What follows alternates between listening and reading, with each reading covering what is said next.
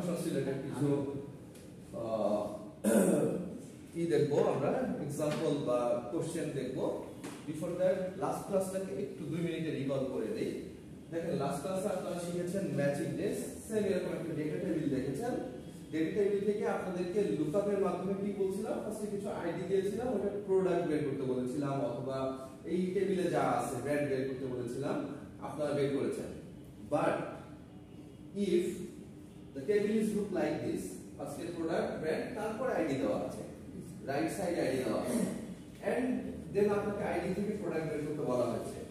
So এটা কিন্তু VLOOKUP এইচলুকআপ পারবে না, যেটা প্রযোজ্য এখানে। তো ভিলুকআপ প্রযোজ্য যদি টেবিলটা হরাইজন্টাল হয় সেক্ষেত্রে পারবে না, বিকজ আমরা যার এগেইনস্টে যাকে খুঁজছি, মানে এর এগেইনস্টে যাকে খুঁজছি, তো যার এগেইনস্টে খুঁজছি সেটা যদি ডান দিকে থাকে তাহলে ও বের করতে পারে না। ডানের ভ্যালু বের করতে পারে, বামের ভ্যালু বের করতে পারে না। মানে আইডি বলে দিচ্ছি, বামের ভ্যালু বের করতে পারবে না, কতদিনকে বলেছিলাম খেয়াল করেন। তাহলে সেক্ষেত্রে আমরা কি করেছিলাম, ম্যাচ দিয়ে বের করে দিচ্ছিলাম। ম্যাচ কি করতেছিলাম আমরা, ম্যাচ করে দিচ্ছে যে এই যে 104 যেটা, এইটা লিস্টের মধ্যে কোন পজিশনে আছে। ম্যাচ আমাকে একটা পজিশন বলেছে। দেখেন ম্যাচ ফাংশনটা এই যে লেখার কারণে এখানে একটা পজিশন আসলে 104, তার পজিশন হচ্ছে 4। দেন এই ম্যাচ ফাংশনটার সাথে ইনডেক্স যখন আমরা অ্যাড করেছিলাম, মানে ইনডেক্সের মধ্যে এই ম্যাচটাকে দিয়ে দেব ইনডেক্সের ভিতরে, তাহলে কি হবে, ইনডেক্স কি করবে, আমাকে এই হচ্ছে প্রোডাক্টের নামটাকে বলে দিবে। আমি সিম্পলি আরেকবার একটু করে দেখাই এক্সেলে, তাহলে হয়তো কনসেপ্টটা আরো ক্লিয়ার হবে। মনে করেন যে এরকম একটা টেবিল আপনারা ছিলেন, লাইক দিস। তো মনে করেন যে এইগুলি নাই, প্লাস এই যে কলামটা আমার এই পাশে আছে। So this is the given table and this is your question. So আপনাকে এখানে 104 এর প্রোডাক্ট, 103 এর প্রোডাক্ট নাম কি সেটা টেবিলে কি আছে সেটা লিখতে হবে, আনতে হবে। দেখে দেখে টাইপ না, এক্সেল যেহেতু ধরে নেব যে ফর্মুলা করতে হবে, মানে 104 এর প্রোডাক্টের প্রিন্টার, এখানে প্রিন্টার আমি টাইপ করে দিলেও হয়, কিন্তু এটা চলবে না, ফর্মুলা লিখতে হবে। তাহলে ফার্স্টে আমরা এখানে ফাংশনটা লিখবো এইভাবে। দেখেন যে আমরা আগে বাইরে লিখে নিচ্ছি এখানে, এটা আপনাদের বোঝার সুবিধার্থে, বাট আমি যখন লিখবো তখন এটার মধ্যে একবারে লিখবো। আমরা ফার্স্টে বাইরে রাফ করে নিচ্ছি ম্যাচ, এটা হচ্ছে রাফ। ম্যাচের মধ্যে আমরা কি দিচ্ছি, ফার্স্টে লুকআপ ভ্যালু। তাহলে লুকআপ ভ্যালুকে এই 104 একে বের করব, this is the lookup value, comma, তারপরে চাচ্ছি আপনাকে লুকআপ অ্যারে। লুকআপ অ্যারে কোনটুকু বলেন তো, কোনটুকু রেঞ্জ বলেন তো, কত থেকে কতটুকু? পুরোটাই নিতে হবে, আবার যে ডেটা থেকে নিতে হবে। হ্যাঁ, ডেটা থেকে শুরু নিতে হবে, রাইট, পুরো ডেটাটুকু নিতে হবে, নট দা টাইটেল। তাহলে শুধু ডেটা না, টাইটেল নিব না। কেন টাইটেল নিব না? বিকজ এইখানে লুকআপ ভ্যালু, এখানে আমাকে তো যেহেতু পজিশন বলছে, তাহলে এইটা যদি আমি এটা সহ ধরি, তাহলে দেখো 1 2 3 4 5 নম্বর পজিশন হয়ে যায়, রং। তাহলে এইটা যদি বাদ দিই, তাহলে আমার ডেটা হচ্ছে এটা থেকে শুরু 1 2 3 4, তাহলে এটা 4 নম্বর। নিচে ধরো আরো ডেটা আছে অ্যাজ ইউ, এইটা তো 4 নম্বর। দ্যাটস ওয়াই আমরা লেভেলটাকে বাদ দিচ্ছি। কেন বাদ দিচ্ছি বুঝেছি তো? কারণ লেভেলটা দিলে আমার এটা তো 4 নম্বর পজিশন, তখন পজিশন বলবে 5, তাই না? দ্যাটস ওয়াই আমরা ওইটাকে নিব না। তাহলে আমরা নেব শুধু ডেটাটুকুকে। এবার আসেন, আরো কথা আছে। আপনি কি করছেন, এই আইডিটাকে ম্যাচ করছেন। প্রোডাক্ট তো বের করবো, আমার টার্গেট প্রোডাক্ট বের করবো, আইডিটাকে ম্যাচ করছেন। এই 104 কে খোঁজার জন্য আমার এইগুলির মধ্যে তো খোঁজার দরকার নাই, আমি শুধু আইডি কলামটাকে খুঁজলেই তো পারি। আমাকে এইখানে 104 খোঁজার বা এখানে 104 খোঁজার কোনো দরকার নাই, কারণ আমি দেখতে পাচ্ছি এখানে কোনো নাম্বার নাই, এখানে ভ্যালু দেওয়া আছে, একটা ব্র্যান্ড ভ্যালু আর প্রোডাক্ট ভ্যালু দেওয়া আছে।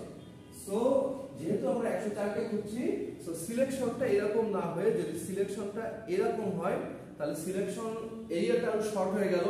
তার মানে ক্যালকুলেশন আপনি বুঝতে পারছেন যে ধরে নিলাম যে কম্পিউটার প্রতি সেকেন্ডে লক্ষ প্রসেস সলভ করবে, কিন্তু এখানে আমরা যদি কাজটাকে আরো শর্টেন করে দিই তাহলে আমার রিসোর্সটা তো সেভ হচ্ছে, তাই না? আমি কাজটাকে আরো শর্টেন করে দেওয়ার জন্য এতটুকু এবং কমা দিয়ে, যেহেতু এটাকে আপনার ড্র্যাগ করা লাগবে নিচের দিকে, সো লক করার সিস্টেমটা জিনিসটা মাথায় রাখতে হবে যে কোনটাকে লক করব। বাট যদি এই শুধু এখানেই বের করি আর ড্র্যাগ করার দরকার না হয় তাহলে লকের চিন্তা মাথায় রাখার দরকার নেই, কারণ তখন তো একটাই বের করছি। বাট এখন আমার টার্গেট কি, এখানে একটা প্রোডাক্টের নামটা বের করবো, ড্র্যাগ করে দিব যাতে সবারটাই আসে। তাহলে আমার এই টেবিল এরিয়া তো ফিক্স। টেবিল এরিয়া যদি আমি লক না করে দিই তাহলে গতদিন দেখেছেন একবার এইবার এটা দিচ্ছে, পরের বার এই 4 ঘর নেবে, তারপরে এবার এই 4 ঘর নেবে, তারপরে এবার এই 4 ঘর নেবে, এক এক করে তো নেমে যাচ্ছে। তো একটা সময় এসে তো এই ফাঁকা ঘরগুলিকে নিয়ে খুঁজবে, ফাঁকা ঘরের মধ্যে খুঁজবে, সো ওখানে কোনো ডাটা পাবে না, সো নট অ্যাভেলেবল চলে আসবে। আপনারা আগের ক্লাসে দেখেছেন। তো এটাকে আমরা F4 প্রেস করে লক করে দিলাম। সি লক হয়ে গেল। কমা দিয়ে আপনাদের বলেছে যে এখানে কি টাইপের ম্যাচ, ম্যাচ টাইপ। আপনাদের এখানে কিছু বোঝা লাগবে না, আপনারা যেহেতু 104 মানে একটা ভ্যালুই, তাহলে আপনাদের গতদিন বলেছিলাম অ্যাপ্রক্সিমেট ম্যাচ একটা হচ্ছে রেঞ্জ অফ ভ্যালু থেকে, যে 1 থেকে 10 সবাই A, 11 থেকে 20 সবাই B, এরকম হলে ওটা হবে অ্যাপ্রক্সিমেট ম্যাচ। এখানে চলে আসবে, আপনি জাস্ট ক্লিক করবেন, আপনার কাজ শুধু ক্লিক করা। আর যখন 1 মানে A, 2 মানে B, 3 মানে C এরকম হবে তখন হবে এক্সাক্ট ম্যাচ। তাহলে এখানে ব্যাপারটা তো এক্সাক্ট ম্যাচের মতো আসছে। সো আমরা এখানে এই যে 0 তে ক্লিক করে দিব, অথবা ম্যানুয়ালি 0 টাইপ করে দিতে পারেন, অথবা 0 তে ক্লিক করলে 0 ফর এক্সাক্ট ম্যাচ লেখা ছিল, খেয়াল করেছেন। এন্টার প্রেস করলে দেখেন এটার ভ্যালু চলে আসলো 4, এবং আপনি যদি এটাকে ড্র্যাগ করে দেন প্রত্যেকটার পজিশন ভ্যালু চলে আসছে। বাট এটা কিন্তু আমরা চাই না, আমরা কি চাই, নামটা চাই। তো নামটা বের করার জন্য এই এক পা গেল, দ্বিতীয় পা গেলেই আমরা নামটা পেয়ে যাব। ঠিক আছে, এইবার আপনি নাম বের করবেন। আমি আলাদা আলাদা করে করছি, 2 পা 2 বারে ফেলছি। আপনারা যখন হাঁটা শিখে যাবেন তখন এক পা করে 2 পা একবারেই ফেলতে পারবেন, তাই না? তাহলে ইকুয়াল টু ইনডেক্স, ইনডেক্সের মাধ্যমে আপনি কি করছেন, ফার্স্টে দেখাচ্ছে, বলছে আপনাকে অ্যারে দেখাতে, অ্যারে পুরো ডেটা এটা দেখাই দিতে পারেন, অথবা আপনি শুধু প্রোডাক্টটুকু দেখাতে পারেন। যেহেতু কেন শুধু প্রোডাক্ট দেখাবো, যেহেতু আমরা প্রোডাক্ট বের করছি। যদি ব্র্যান্ড বের করতে বলতো আপনাকে শুধু ব্র্যান্ড, মানে আমাকে প্রোডাক্ট বের করতে বলছে, আপনি আননেসেসারি ব্র্যান্ড বা আরো 10 রকম কলাম আছে, কেন তার মধ্যে খুঁজতে যাব? আমাকে বলেই তো দিয়েছে প্রোডাক্টের নাম চাই, সো আমি শুধু প্রোডাক্টের মধ্যেই খুঁজি, তাই না? সো এগেইন এটাকে কনসেপ্ট যেটা সেখানে লক করে দিচ্ছি, কমা দিয়ে তারপর কি চেয়েছে, রো নাম্বার। প্রোডাক্ট যে করছেন আপনি, ও আচ্ছা, যেহেতু রো নাম্বার দিতে হবে সেহেতু আমরা এই যে এখানে রো নাম্বারটা বের করেই নিয়েছিলাম আগে, ওই যে পাশে বের করে নিয়েছিলাম ম্যাচ লিখে, এতটুকু দিলেই হচ্ছে। এন্টার করেন, প্রিন্টার চলে আসলো, এবং এইটাকেও ড্র্যাগ করে দেন, সবার নাম চলে আসলো। আসেন এবার আমরা পাশের ঘরে ব্র্যান্ডটাকে বের করে দেখাই একবারে। এটা তো 2 বারে করলাম, দেখেন আপনি যদি এইগুলিকে মুছে দেন তাহলে ওইগুলি নাই হয়ে যাচ্ছে। তার মানে এই ভ্যালুর উপরে ডিপেন্ড এই ভ্যালু। এই দুইটাকে যদি কম্বাইন করে লিখি, দেখেন এখানে কি ছিল, এখানে ছিল হচ্ছে ফাংশনটা হচ্ছে ইনডেক্স, আর এইখানে ফাংশনটা ছিল ম্যাচ। তাহলে এখন আমরা এই দুইটাকে মিলে যেহেতু রেজাল্ট আনতে হচ্ছে, এই দুইটাকে একবারে লিখি, লিখে ব্র্যান্ড বের করি। তাহলে আপনারা ব্র্যান্ড যদি বের করতে বলে বা কোনো একটা যদি বের করতে বলে, এবং ফাংশনটা যখন আপনারা পরীক্ষায় লিখবেন বা কোনো প্র্যাকটিক্যাল মানে তখন রিয়েল ফিল্ডে অ্যাপ্লাই করবেন, তখন 2 বারে করবেন না, একবারেই করবেন। একবারে লিখে ফেলছি, দেখেন ইকুয়াল টু ইনডেক্স। ইনডেক্সের মধ্যে ফার্স্টে অ্যারে যাচ্ছে, অ্যারে কে, অ্যারে হচ্ছে যেহেতু ব্র্যান্ড বের করব, তাহলে ব্র্যান্ডের ডেটা কয়টা হচ্ছে অ্যারে, তাই না? লক করে দিব, ফাংশন F4 লক করে দিলাম। কমা দেওয়ার পরে আপনার চাচ্ছে হচ্ছে রো নাম্বার। রো নাম্বার এখন আমরা কি করব, যে রো নাম্বারকে আমরা জানি না রো নাম্বার কত।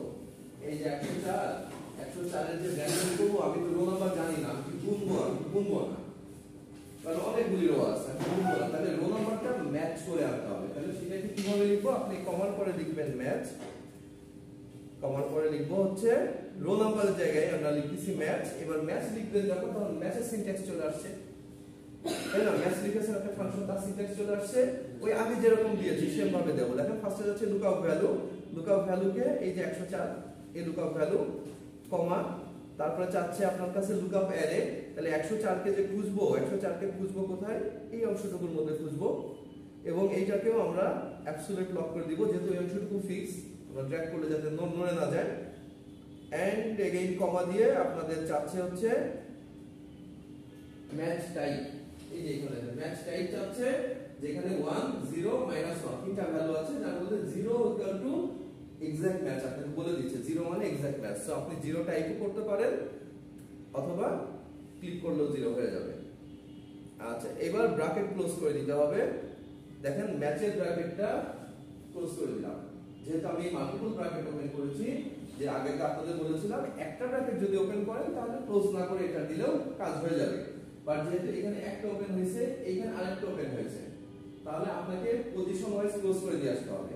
তাহলে ম্যাচের কাজ শেষ, আমি ম্যাচের ব্র্যাকেট ক্লোজ করে দিলাম, ক্লোজ করে দিলে আমার ইনডেক্স চলে আসছে, দেখেন ইনডেক্স চলে আসছে। তাহলে ইনডেক্সের আমি অ্যারে চাচ্ছিল, অ্যারে দিয়েছি এতটুকু, রো নাম্বার চাচ্ছিল, রো নাম্বার দিয়েছি এতটুকু, এই পুরোটা ম্যাচ থেকে এতটুকু।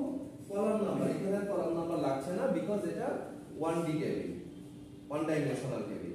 যখন 2D টেবিল হবে, যে আপনাদেরকে আগের দিন আরেকটা দেখাচ্ছিলাম, মাসের নাম ছিল, প্রোডাক্টের নাম ছিল, ওইটা ছিল 2D টেবিল, বুঝেছেন?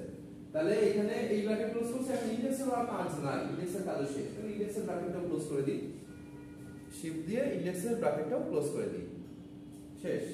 আপনি এন্টার দেন, দেখেন এখানে ব্র্যান্ড চলে আসছে and even see all the brand names come, and এটা কারোর উপরে ডিপেন্ড না, কিন্তু আপনি যদি এখান থেকে এগুলিও মুছে দেন কিচ্ছু যায় আসে না, ইভেন যদি এগুলিও মুছে দেন কিচ্ছু যায় আসে না, সবগুলিতে সে ঠিক ব্র্যান্ড নাম, ঠিক ব্র্যান্ড নামগুলি দেখাচ্ছে। সো এটা ছিল আমাদের লাস্ট ক্লাসের রিক্যাপ, এই ক্লাস নোটের মধ্যে এখানে আছে। আজকে আমরা দেখবো এই যে 2 এ লেখা, এটাও আপনাদের দেখিয়েছি, যেটার মধ্যে আপনারা ফার্স্টে এই যে মাসের নামটাকে ম্যাচ করে পাশে লিখছিলাম, পরে এখানে সেলসের ঘরে ইনডেক্স দিয়ে আমরা ওটাকে বের করেছিলাম। বাট আপনারা এখন শিখে গেছেন ম্যাচ এবং ইনডেক্স দুইটাকে একসাথে দিয়েও কিভাবে করা যায়। আচ্ছা এগুলি গেল, এরপরে আমরা আজকে ফিনান্সিয়াল ফাংশনের অংশতে আসি। ফিনান্সিয়াল ফাংশনের মধ্যে আমরা যেই ফাংশনগুলি শিখব, দ্যাট ইজ পেমেন্ট,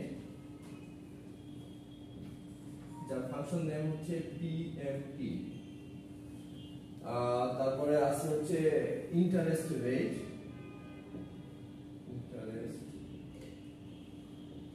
বের করতে গেলে পেমেন্ট মানে হচ্ছে, মনে করেন যে আমি একটা লোন নিছি, ইনস্টলমেন্টে ওই লোনটাকে শোধ করব, তাহলে আমি ইন্টারেস্ট রেট কত কি দিয়ে ক্যালকুলেশন করে পেমেন্ট মানে ইনস্টলমেন্টে কত দিব, এটা কত টাকা দেওয়া লাগবে, সেটা হচ্ছে পেমেন্ট। তা বের করার জন্য যে ফাংশন ইউজ করতে হয় পিএমটি।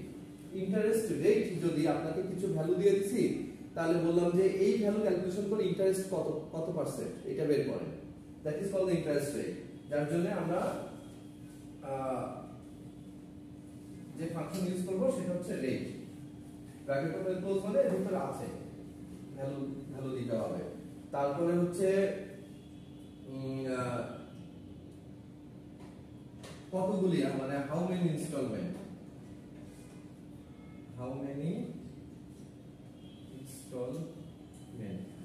এটা হচ্ছে n পার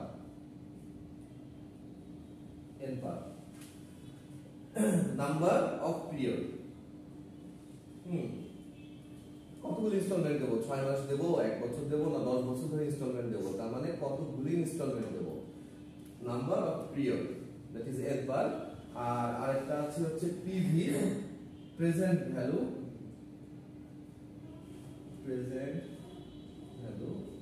পিভি, আপনি যে লোন নিছেন সেটার কারেন্ট অবস্থা কি, তার প্রেজেন্ট ভ্যালুটা।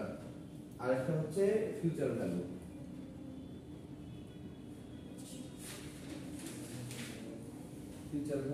এফভি। মোটামুটি এই 5টা ফাংশন আমরা শিখব। এর মধ্যে এই 4টা কম্পালসারি, এই 4টার মধ্যে যে কোনো 3টা আপনাকে দেওয়া থাকবে, চতুর্থটা আপনাকে বের করতে হবে। কোশ্চেন কখনো এমন হবে না যে আপনাকে এই 4টার মধ্যে 2টা দেওয়া আছে আর 2টা বের করতে বলা হয়েছে সেম কোশ্চেনের মধ্যে, এরকম হবে না, কারণ দ্যাট ইজ নট পসিবল। আপনারা দুই একটা एग्जांपल দেখলেই বুঝতে পারবেন। So future value this is optional. Optional মানে এটা যে ফিউচার ভ্যালুটা অ্যাকচুয়ালি কাকে বলছে। মনে করেন আপনি ব্যাংক থেকে 1 লক্ষ টাকা লোন নিয়েছেন, এবার আপনি প্ল্যান করলেন যে আমি আগামী 5 বছরের মধ্যে 50,000 টাকা শোধ করব। তাহলে আমার প্রতি মাসে কত দিতে হবে, আমার কত ইন্টারেস্ট রেটে প্রতি মাসে কত দিতে হবে এটা, আর 50,000 টাকা আমি কি করব, শোধ করব না, ওটা মেরে দেব, সেটা ফিউচার ভ্যালু। মানে এটা আমি বাকি রাখছি যেটা, বা আমি 5 বছর দেব না, আরো পরে যেয়ে দেব, আপাতত ক্যালকুলেশন করছি। তাহলে যেই টাকাটা আপনি মূল যে টাকাটা তার থেকে মাইনাস করে ক্যালকুলেশন করবেন। ওই যে যেমন বললাম যে আমি 1 লক্ষ টাকা নিয়েছি, আমি আপাতত 50,000 টাকা নিয়ে চিন্তা করছি, তাহলে 50,000 টাকা রিমেইনিং থাকলো না, আমাকে তো ওটা দেনা থাকলো, ওইটা আসবে ফিউচার ভ্যালুতে। তো আমরা সাধারণভাবে ফিউচার ভ্যালু 0 ধরেই কাজ করব। মানে আমি যা নিচ্ছি পুরোটাই শোধ করে দেবো, ফিউচার ভ্যালু কিছু থাকবে না, 0 থাকবে। তাহলে বুঝেছেন যে এই চারটা ফাংশনের মধ্যে পিএমটি, রেট, এনপার এবং পিভি যে কোনো তিনটা আপনাকে কোশ্চেনে দেওয়া থাকবে, বাট আপনাকে সেটা একটু কোশ্চেন থেকে খুঁজে এরকম এক্সেল শিটে বসায় দিতে হবে ভ্যালুসগুলি।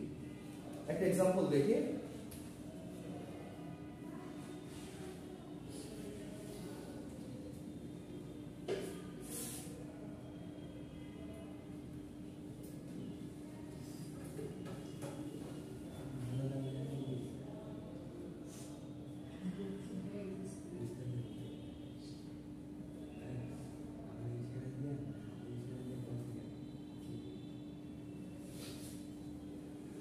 সিলেক্টেড অংশটুকুকে একটু খেয়াল করেন। Suppose we consider A loan, একটা লোন নিয়েছি আমরা উইথ মান্থলি পেমেন্ট, যেটা আমরা প্রতি মাসে পেমেন্ট দেব, প্রতি মাসে পেমেন্ট মানে কিস্তি দিব, এন্ড অ্যানুয়াল ইন্টারেস্ট রেট 6%, বছরে 6%। ঠিক আছে, আপনি কিস্তি দেবেন মাসে, কিন্তু ইন্টারেস্ট রেট আপনাকে বলেছে বছরে, এ 20 ইয়ার ডিউরেশন, 20 বছর ধরে দেব। টাকাটা দিছি যে 6% ইন্টারেস্ট রেট পার ইয়ারে 20 বছর ধরে টাকা শোধ করব। প্রেজেন্ট ভ্যালু মানে কত টাকা আপনি নিয়েছেন, আপনার যে লোনটা নিয়েছেন তার এখনকার ফিগারটা কত, that is the present value, বা অ্যাকচুয়াল কথা যে টাকাটা আপনি লোন নিয়েছেন, the amount you borrowed. Suppose আপনি 1.5 লাখ টাকা লোন নিয়েছেন, ঠিক আছে, amount borrowed and future value is 0। Future value মানে হচ্ছে আমি যে দেখেন that's what you hope to achieve when you pay off a loan, মানে আপনি লোনটা ক্লিয়ার করার পরে কত আর রিমেইনিং থাকবে, এরকম যদি প্ল্যান থাকে যে না আমি 1 লাখ টাকা শোধ করব, 50,000 টাকা ডিউ রাখবো, পরে ওটা এই 20 বছরের পরে যায় দেখবো, তাহলে সেটা এই ফিউচার ভ্যালুটা আমি লিখে দিতে হবে, কারণ ওইটা মাইনাস দিয়ে তো আপনার ইনস্টলমেন্টটাকে কি করবে। তাহলে আপনি এখানে বলেন তো আপনার কাছে কি দেওয়া আছে, কোনটা দেওয়া আছে আর কোনটা জানতে চাইছেন।